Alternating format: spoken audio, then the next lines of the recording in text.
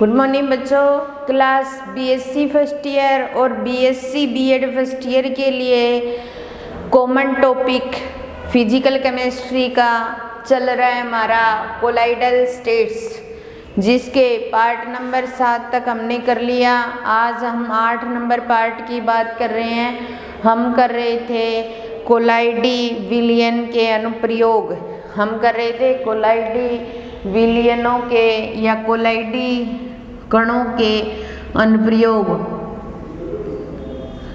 कि हम दैनिक जीवन में कोलाइडी कणों को किस प्रकार से उपयोग में लेते हैं और उनकी किस प्रकार हम देखते हैं। तो कोलाइडी कणों के अनुप्रयोग, जिसके अंदर हमने धुआं का अवक्षेपण पर चर्चा की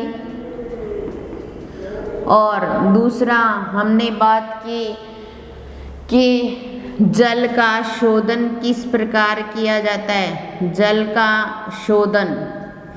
और अब हम बात करने जा रहे हैं वर्षा की कि हमारे एनवायरनमेंट में वर्षा किस प्रकार होती है। तो वायुमंडल में उपस्थित जो धूल के कण होते हैं या जो वर्षा की जो बूंदें होती हैं वो इन धूल कणों के साथ संघनित हो जाती हैं और छोटी छोटी बूंदें बनाती हैं। और ये छोटी छोटी बूंदें जो होती हैं वो कोलाइडी कण ही होते हैं और ये कोलाइडी कण एक दूसरे के साथ मिल जाते हैं या संघनित हो जाते हैं तो बड़ी बूंद का निर्माण करते हैं। और कई बार क्या होता है कि ये छोटी छोटी जो बूंदें होती हैं ये कोलाइडी कण ही होते हैं एक दूसरे से। कई बार ये एक धनावेशित होता है और कई एक बार ऋणावेशित हो जाता है। तो ये अगर आपस में संघनित हो जाते हैं तो बड़ी बूंद का निर्माण कर देते हैं और गुरुत्वाकर्षण बल के प्रभाव की वजह से ये पृथ्वी की ओर नीचे की ओर गिरनी शुरू हो जाती हैं, जिनको हम वर्षा नाम दे देते हैं, बरसात। लेकिन कई बार क्या होता है ये वर्षा की बूंदें इकट्ठी होकर संघनित होकर बादल का निर्माण करती हैं और कई बार दो बादल आपस में टकराते हैं, यानी कि एक धनावेशित होता है एक ऋणावेशित, तो बरसात हो जाती है। क्या हो जाती है? बरसात हो जाती है या बारिश हो जाती है। फिर उसके बाद में दैनिक जीवन में और भी हम कोलाइडी कणों के अनुप्रयोग पढ़ते हैं। जैसे हम बात करते हैं साबुन व अपमार्जक की, साबुन व अपमार्जक की शोधन क्रिया, साबुन व अपमार्जक की शोधन क्रिया। साबुन या अपमार्जक क्या है? कोलाइडी कण है, ठीक है। साबुन व अपमार्जक को अपने पानी में डालते हैं और वो झाग देना स्टार्ट कर देते हैं। क्यों कर देते हैं? क्योंकि उन्होंने क्या कर लिया है? कोलाइडी सॉल्यूशन बना लिया है, ठीक है। और कोलाइडी सॉल्यूशन बना लिया तो बना करने के कारण या बनाने के कारण वो झाग देते हैं। अगर उनके संपर्क में कोई गंदगी या चिकनाई आ जाती है तो उसको साफ कर देते हैं। क्यों? क्योंकि वो कोलाइडी कण अपने ऊपर गंदगी को क्या कर लेते हैं? अधिशोषित कर लेते हैं, जिससे चिकनाई या गंदगी साफ हो जाती है। तो साबुन व अपमार्जक की जो शोधन क्रिया होती है ये भी एक कोलाइड का अनुप्रयोग है। साबुन की और अपमार्जक की जो शोधन क्रिया है ये भी कोलाइड का एक अनुप्रयोग होता है। जैसे और बात करते हैं हम, जैसे चर्म शोधन, चमड़े का शुद्धिकरण बोल सकते हैं अपने। चर्म शोधन के अंदर भी कोलाइड होता है, क्योंकि जो चमड़ा माने या चमड़ा बनता किससे? खाल से। तो चमड़ा और खाल दोनों ही क्या होती हैं? जेल संरचनाएं होती हैं, जेल संरचनाएं होती हैं। और ये प्रोटीन के साथ, यानी कि खाल या चमड़ा जो होती हैं वो जेल संरचनाएं होती हैं और ये संरचनाएं क्या होती हैं? प्रोटीन के साथ कोलाइडी अवस्था में रहती हैं। प्रोटीन के साथ क्या रहती हैं? कोलाइडी अवस्था में रहती हैं। और हम क्या करते हैं? चमड़े को टेनिन में भिगो देते हैं, चमड़े को और टेनिन में भिगो देते हैं, ठीक है। चमड़े को क्या करते हैं? टेनिन में भिगोते हैं। अब देखिए यहाँ पर जो चमड़ा है वो तो क्या है, धनावेशित कण है, ठीक है, और टेनिन क्या है, ऋणावेशित कण। चमड़ा क्या है, धनावेशित कण, और टेनिन क्या है, ऋणावेशित कण। दोनों आपस में टकराएंगे, टकरा गए क्या हो जाएगा, स्कंदन हो जाएगा, ठीक है। स्कंदन होकर के अवक्षेपित हो जाएंगे, उदासीन हो जाएंगे, और इस वजह से चमड़ा क्या हो जाएगा, कठोर प्रवृत्तिक हो जाएगा, और उसे ही क्या बोला जाएगा, चरम शोधन बोला जाएगा। क्या बोला जाएगा, चरम शोधन। तो चरम शोधन के अंदर हम चाहे हम खाल का यूज करें या चमड़े का, दोनों ही क्या होती है, जेल संरचनाएं होती हैं जो प्रोटीन के साथ कोलाइडी अवस्था में होती हैं। और चमड़ा या टेनिन की बात करें, चमड़ा पॉजिटिव चार्ज युक्त होता है, टेनिन नेगेटिव चार्ज युक्त होते हैं, और दोनों को मिला दिया जाए तो स्कंदन हो जाता है। तो चरम शोधन की प्रक्रिया भी इसी के अंदर आती है। या अपने एक और ले लें, फोटोग्राफिक प्लेट।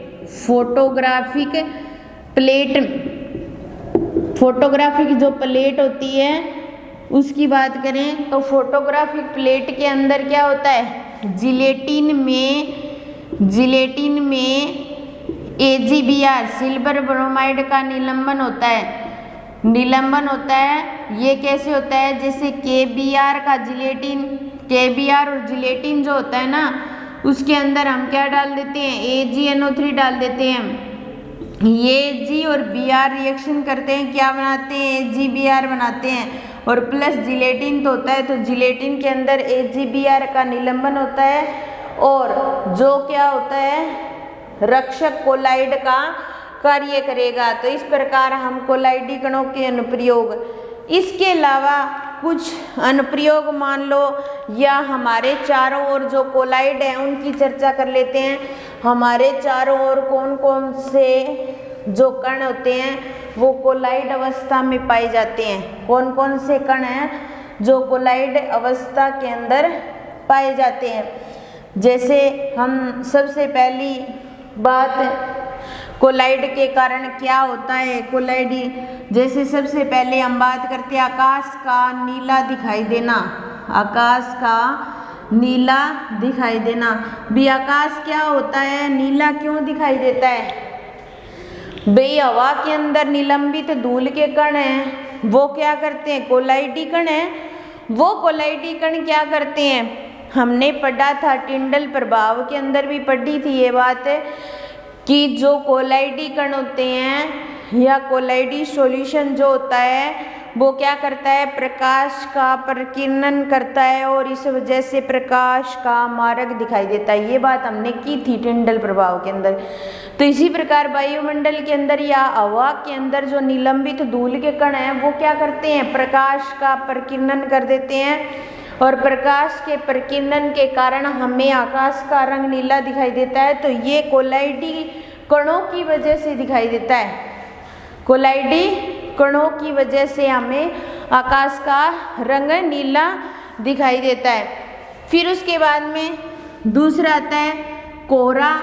सर्दी का मौसम चल रहा है, कोहरा बोल सकते हैं हम, धुंध बोल सकते हैं, या बरसात होना। ये सारे जो करैक्टर हैं वो किसके हैं, कोलाइडी कणों के। वायु में उपस्थित जो कण होते हैं वो नमी पा लेते हैं, और नमी पा करके वायु में उपस्थित जो धूल के कण होते हैं वो छोटी छोटी बूंदों के रूप में संघनित हो जाते हैं।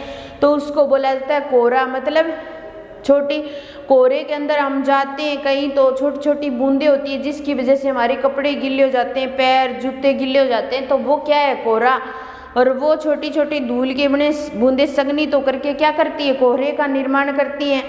और कई बार क्या होता है, ये जो बूंदें होती हैं वो बड़ी हो जाती हैं, संघनित हो जाएंगी, संघनित होकर के क्या करती हैं, बड़ी बूंदें बना लेती है, और बड़ी बूंदें आपस में मिलकर के बादल का भी निर्माण कर सकती हैं। इस वजह से बरसात भी हो सकती है।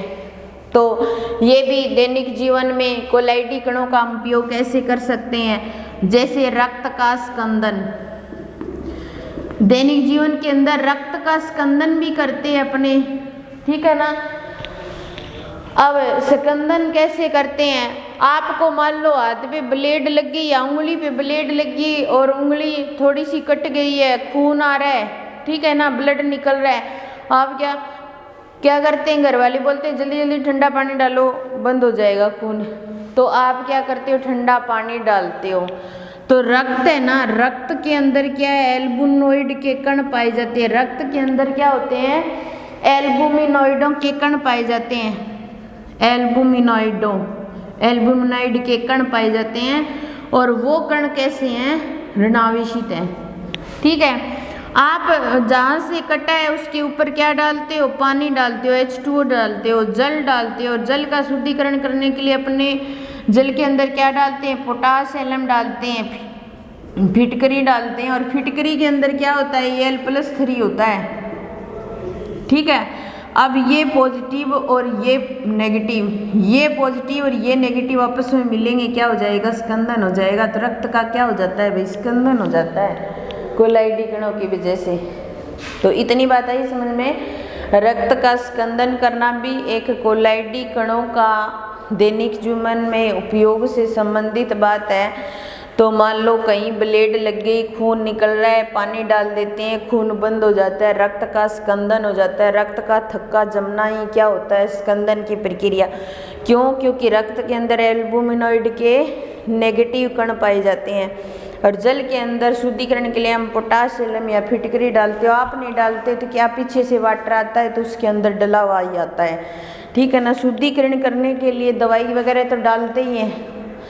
तो फिटकरी डाली हुई उसमें धनावेशित कण है, जब ऋणावेशित और धनावेशित आपस में मिलेंगे स्कंदन की प्रक्रिया हो जाएगी और रक्त का क्या हो जाएगा, स्कंदन हो जाएगा। तो इस तरीके से रक्त का स्कंदन किया जा सकता है। इसके अलावा अपने जैसे डेल्टा का निर्माण भी, जहाँ पर नदी और समुंदर आपस में मिलते हैं उस स्थान को डेल्टा कहा जाता है। नदी और समुंदर आपस में मिलते हैं तो उसको क्या कहा जाता है, डेल्टा कहा जाता है। क्यों कहा जाता है, क्योंकि वहाँ पर डेल्टा का निर्माण होता है, एक त्रिभुजाकार मिट्टी का जमना ही क्या होता है, डेल्टा होता है। ठीक है ना, तो नदी का पानी आ रहा है, नदी के पानी में बहुत सारे बैक्टीरिया हैं, बहुत सारे कण हैं, और वो कैसे हैं, ऋणावेशित कण हैं। और जैसे ही नदी समुद्र में मिलती है तो समुद्र के अंदर बहुत सारे लवण हैं, जैसे NaCl हो गया, MgCl2 हो गया। तो समुद्र के पानी में लवण है और नदी के पानी में ऋणावेशित कण है और लवण के अंदर धनावेशित कण है। वो दोनों जहाँ पर टकराते हैं, वाटर एक दूसरे से मिलते हैं, वहाँ पर उनका क्या होता है, स्कंदन होता है, अवक्षेपण होता है, प्रेसिपिटेशन होता है। तो वो कण वहाँ पर जमना शुरू हो जाते हैं, यानी कि वो मिट्टी वहाँ पर त्रिभुजाकार रूप में जमनी शुरू हो जाएगी और डेल्टा का निर्माण हो जाएगा। तो देखो कोलाइडी कणों के द्वारा हम डेल्टा का भी निर्माण कर सकते हैं। तो ये थे दैनिक जीवन में कोलाइड, और हमने कुछ अनुप्रयोग पर भी बात की। और दैनिक जीवन में कोलाइड अनुप्रयोग के अंदर भी कर सकते हैं, इनको कोई दिक्कत नहीं। और दैनिक जीवन में हम कोलाइड का कहाँ कहाँ उपयोग करते हैं, देखो आकाश का नीला दिखाई देना कोलाइड के कारण होता है, कोहरा धुंध बरसात होना कोलाइड का कण है, रक्त का स्कंदन होना भी कोलाइड ही है, और डेल्टा का निर्माण होना भी कोलाइड ही है। तो देखो आप केमिस्ट्री का कितना यूज कर रहे हो दैनिक जीवन के अंदर।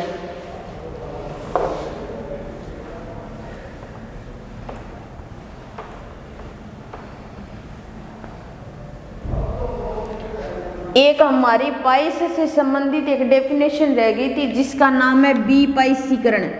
क्या होता है, बीपाइसीकरण, यानी कि पाइस को तोड़ना क्या होता है, बीपाइसीकरण होता है। क्या होता है, पाइस को तोड़ना बीपाइसीकरण होता है। तो पाइस को तोड़ना क्या हो जाएगा, बीपाइसीकरण। छोटी सी डेफिनेशन ये हमारी पीछे रह गई थी, तो इसको देखिए।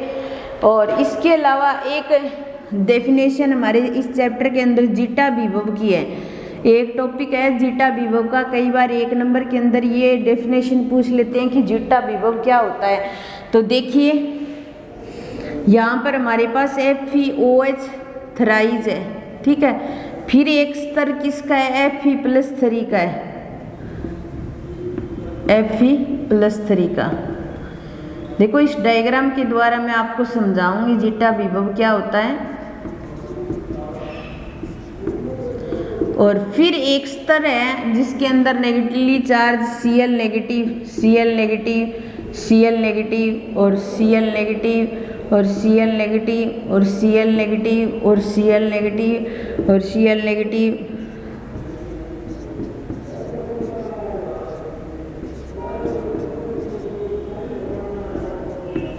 अब देखिए ये हमारे पास में ये तो क्या होता है, स्थायी स्तर होता है, स्थायी परत मान लो या स्तर मान लो, और ये विसरित स्तर है, विसरित स्तर है।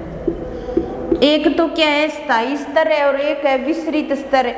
मान लो कोलाइडी कण एक परत पर अधिशोषित होते हैं या एक परत के रूप में अधिशोषित आयनों के रूप में पाए जाते हैं, उस परत को बोला जाता है स्थायी परत या स्थायी स्तर। यानी कि इस अणु के चारों Fe+3 के जो आयन है वो अधिशोषित हो गए तो वो स्थायी स्तर बन गया, ठीक है। और उसके चारों ओर विपरीत आवेशित आयन व्यवस्थित हो गए, वो क्या बन गया, विसरित स्तर बन गया।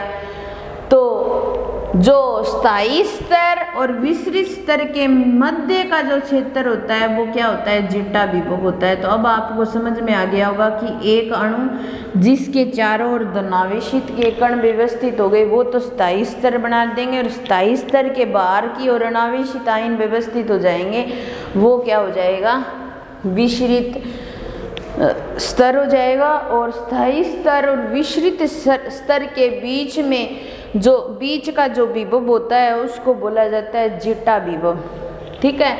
तो विपाईशीकरण क्या होता है, पाइश को तोड़ना विपाईशीकरण होता है।